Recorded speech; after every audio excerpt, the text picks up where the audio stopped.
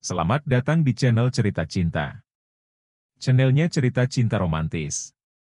Sebelum lanjut, mohon dukungannya dengan like dan subscribe dulu.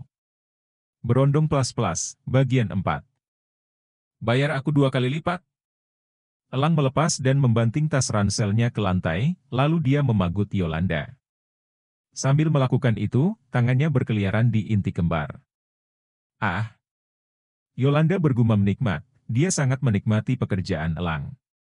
Apalagi, saat pemuda itu menyudutkannya ke sebuah mobil. Elang melanjutkan pekerjaannya ke inti kembar.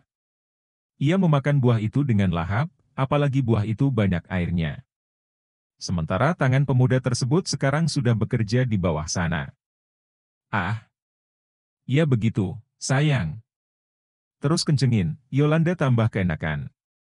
Karena sudah merasa sama-sama bergairah, Elang ingin segera melakukan ke menu utama.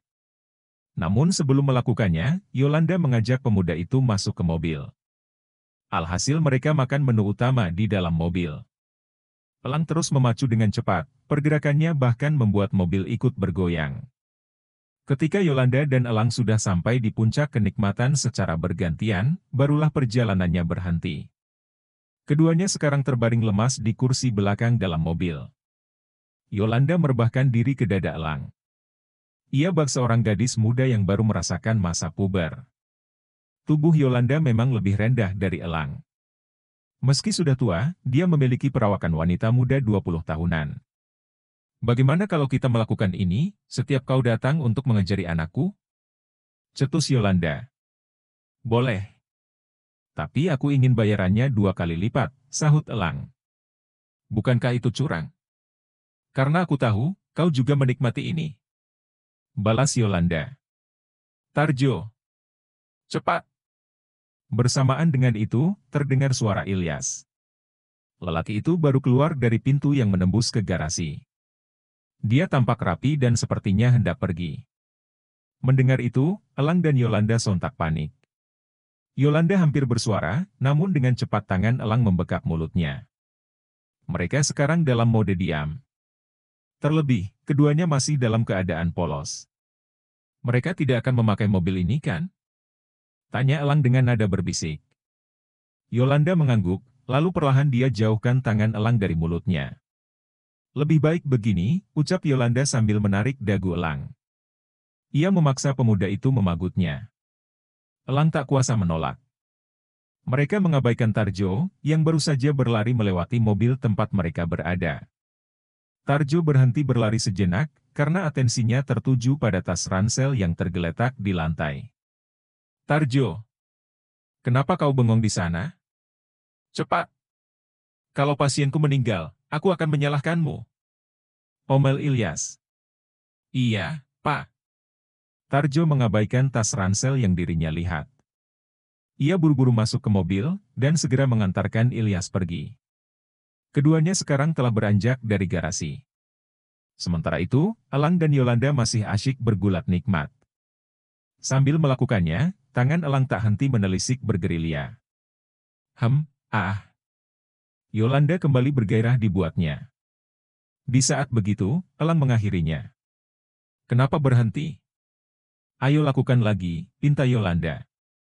Elang terkekeh arogan. Dengan sikap Yolanda begitu, dia merasa seperti dirajakan. Ya ampun, Tante. Kehidupan nikmatmu sepertinya bermasalah. Komentar Elang, sembari merubah posisi menjadi duduk. Dia segera mengenakan pakaian. Melihat Elang mengenakan pakaian, Yolanda mendengus kecewa. Aku akan bayar double kalau kita melakukannya lagi, tawar Yolanda. Maaf, Tante. 1 kali sepertinya sudah cukup, tolak Elang baik-baik. Kenapa kau tidak memintanya pada suamimu? Apa dia terlalu sibuk untuk melakukannya? Lanjutnya. Yolanda terpaksa ikut berpakaian. Tentu saja aku memintanya, ini bukan perkara kesibukannya. Tapi durasi suamiku sangat sebentar. Bahkan, belum sempat 2 menit dia sudah selesai. Selain itu, pemanasannya juga sebentar, ungkapnya panjang lebar. Ah, jadi itu masalahnya. Kenapa kau tidak belikan saja dia obat atau jamu kuat? Dan masalah pemanasan, kan kau bisa bicarakan baik-baik padanya. Begitulah seharusnya hubungan pasangan suami istri kan? Tanggap Elang, dia bersikap seperti orang yang sudah menikah. Dia sudah mengkonsumsi banyak, tapi nggak ada yang mempan. Durasinya paling lama 5 menit. Lalu mengenai pemanasan, aku juga sudah membicarakan itu dengan suamiku. Tapi dia masih bingung harus bagaimana saat prakteknya. Dia memang lelaki yang pintar dalam segala hal, tapi sangat bodoh kalau masalah ranjang. Terang Yolanda sembari menghela nafas panjang. Jadi karena itu kau membutuhkan jasaku? Tanya Elang. Ya. Awalnya aku berusaha menahannya sebisa mungkin. Tapi itu malah membuatnya semakin buruk, jawab Yolanda. Tak masalah, asal kita tidak melakukan ini terus-menerus. Kau harus bisa menentukan waktu untuk berhenti, kata Elang. Yolanda sempat terdiam mendengar Elang bicara. Senyuman tipis terukir sambil dirinya lirik pemuda tersebut. Aku tidak menyangka, ternyata kau juga punya sisi dewasa, komentarnya. Aku sudah dipaksa dewasa sejak usia 6 tahun, balas Elang. Kenapa? Yolanda penasaran. Karena sejak lahir, orang tuaku meninggalkanku di depan pintu panti asuhan. Saat usia 6 tahun, aku sudah memikirkan cara untuk mencari uang, sahut Elang yang perlahan menundukkan kepala. Itulah alasan utamaku melakukan pekerjaan ini, tambahnya. Yolanda menatap Elang dengan belas kasih, lalu dia peluk pemuda itu dengan kasih sayang. Sebagai seorang ibu, dia cepat sekali merasakan empati. Terlebih, Yolanda baru saja melahirkan seorang bayi sekarang. Kalau ada apa-apa, kau bisa beritahu aku. Aku pasti akan membantu, tutur Yolanda tulus. Elang tersenyum miring, perlahan dia melepaskan diri dari pelukan Yolanda. Hubungan kita hanya sebatas saling untung, Tante. Aku tak ingin ada hubungan emosional di antara kita, pungkasnya. Aku hanya peduli padamu, apa tidak boleh? Tanggap Yolanda. Dalam pekerjaanku, aku selalu memegang prinsip, tak akan mencampuri masalah pribadi pelangganku. Dan begitupun sebaliknya, jelas Elang. Setelah berucap begitu, dia keluar dari mobil dan segera pergi. Tak lupa juga Elang ambil tas ransel yang tergeletak di lantai. Dengan helaan nafas panjang, Yolanda keluar dari mobil. Dia menoleh ke arah CCTV. Tanpa pikir panjang, Yolanda bergegas mengurus rekaman CCTV untuk menghilangkan jejak kemesraannya bersama Elang tadi. Kini Elang sudah tiba di gedung apartemennya. Saat dirinya keluar dari lift, sosok Rili tampak berdiri di depan pintu unit apartemennya. Perempuan itu melambaikan tangan sambil tersenyum. Ada apa? Tumben sekali kau ke sini? Tanya Elang sembari membukakan pintu untuk Rili. Biarkan aku masuk dulu. Kita bicara di dalam saja, jawab Rili. Dia masuk ke unit apartemen Elang, lalu duduk ke sofa dengan pose kaki menyilang. Rili memasang tatapan selidik, atensinya tertuju pada seragam sekolah Elang. Kau baru pulang sekolah di jam selarut ini? Tukasnya. Aku ada urusan, sahut Elang. Ia mengambil 2 soda dari kulkas, untuk dinikmatinya bersama Rili. Urusan khusus ya? Selidik Rili. Itu juga, jadi kau mau membicarakan apa? Tanggap Elang seraya menyodorkan soda untuk Rili. Ya ampun, kau masih belum berani meminum bajigur. Payah sekali, komentar Rili. Bukannya nggak berani. Aku hanya berjaga-jaga, karena aku masih sekolah, balas Elang. Terserah. Rili membuka tutup soda dan segera meminumnya. Ada pelanggan baru, dan dia menginginkanmu, lanjutnya.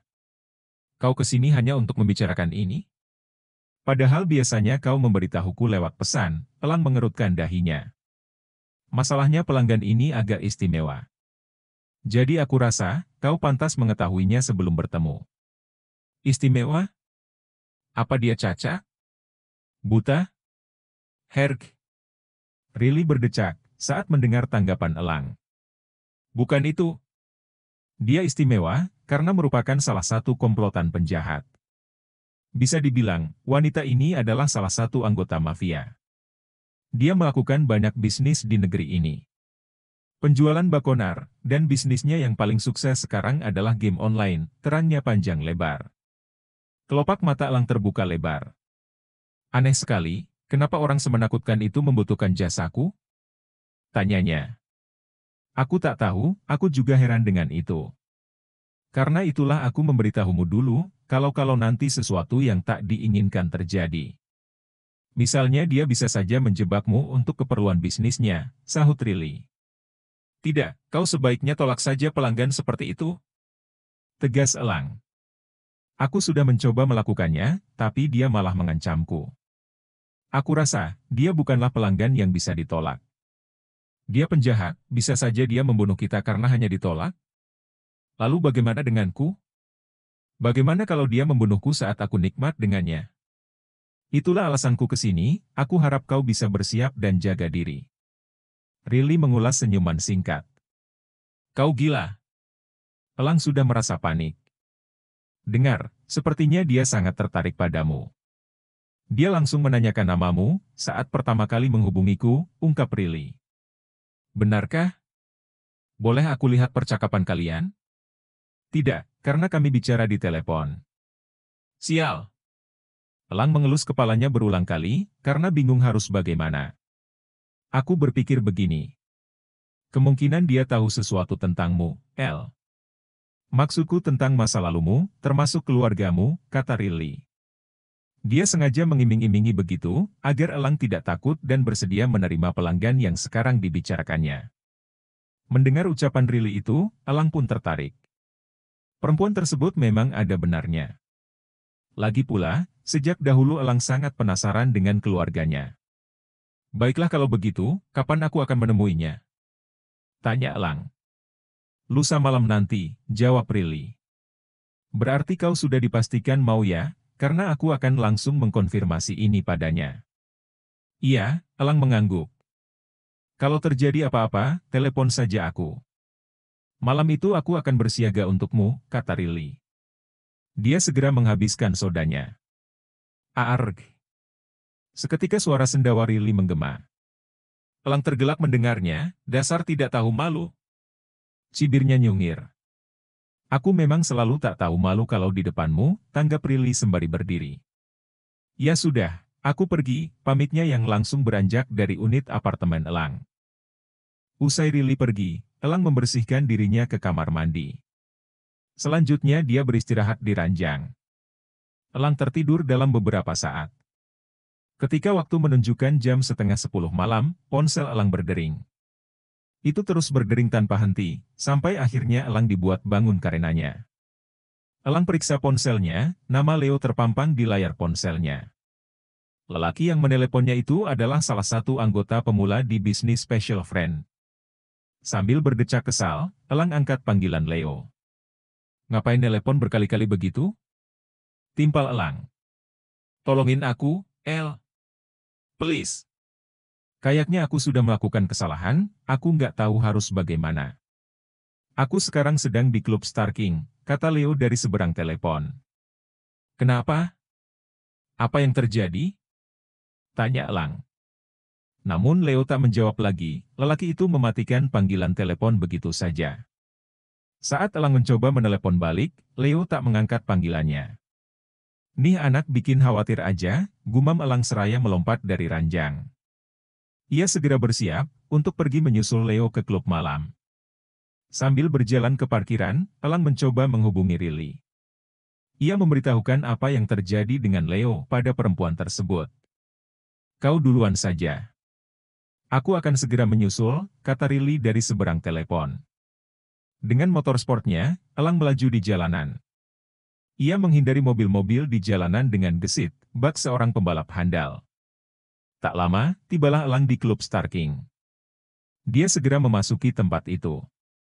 Untungnya Elang memiliki koneksi dengan penjaga di sana, jadi dirinya tidak kesulitan masuk ke sana. Suasana klub malam yang gemerlap serta heboh dengan musiknya, seketika menyambut. Elang mengedarkan pandangan ke segala arah. Namun bukannya menemukan Leo, Elang justru menemukan sesuatu hal yang lebih mengejutkannya. Dia menyaksikan Dara menari di lantai dansa. Elang mengerjapkan matanya sambil menggeleng, dia takut kalau dirinya salah lihat. Tetapi setelah diperhatikan baik-baik, gadis yang sekarang dilihatnya memang adalah Dara. Kekasih Elang sendiri. Tanpa pikir panjang, Elang langsung menghampiri Dara. Meski menari di lantai dansa, gadis tersebut hanya bersama teman-teman ceweknya. Yang membuat Elang heran bukanlah keberadaan Dara di klub. Akan tetapi, bagaimana gaya gadis itu? Dara tampak mengenakan barang mahal. Dari mulai dress, jam tangan, dan sepatunya. Gayanya bukan seperti gadis yang biasanya Elang lihat. Elang pegang tangan Dara. Ulahnya sukses membuat Dara berhenti menari, gadis tersebut langsung menoleh ke arah Elang. Beraninya kau, Dara hendak mengomeli lelaki yang berani menyentuhnya. Namun dia langsung terdiam, saat mengetahui lelaki itu adalah Elang. Ya Elang? Gagap Dara kaget. Kita sepertinya perlu bicara. Seru Elang, yang segera membawa Dara menjauh dari keramaian. Ia membawa gadis itu ke balkon. Saat tiba di sana, dia hempaskan tangan Dara begitu saja. Aku bisa jelaskan. Ucap Dara. Jelaskan. Geram Elang yang naik pitam. Dia merasa dibohongi, padahal pada kenyataannya dirinya juga membohongi Dara. Elang memperhatikan penampilan Dara dari ujung kaki hingga kepala. Jelas, cewek itu mengenakan pakaian dan aksesoris bukan merek kaleng-kaleng. Akan tetapi, Dara cantik sekali dengan dress serta make up tipis di wajahnya. Elang sempat terpesona, namun itu tak berlangsung lama. Aku sebenarnya punya orang tua, dan aku tidak miskin seperti yang pernah aku sebutkan. Ungkap Dara, matanya mulai berembun. Lalu kenapa kau minta uang padaku? Timpal Elang. Aku punya alasan untuk itu. Aku terpaksa melakukannya, karena jajan yang diberikan orang tuaku sangat sedikit, sahut Dara. Sesedikit apa, sampai kau harus meminta uang dariku? 100.000 sehari. Kata mereka aku harus terbiasa dengan uang pas-pasan. Dengan uang segitu, mereka ingin aku menabung dan pintar mengatur uang. Tapi di zaman begini, 100.000 sehari mana cukup kan? Dara memberikan penjelasan panjang lebar. Itu lebih dari cukup. Kau tidak tahu, kalau aku pernah pergi ke sekolah tanpa uang jajan sepeser pun di kantongku, kata Elang. Aku tak menyangka kau begini. Sepertinya alasan kau memacariku hanya karena uang, kalau begitu sebaiknya kita putus. Tukasnya sembari hendak beranjak meninggalkan Dara. Bersambung.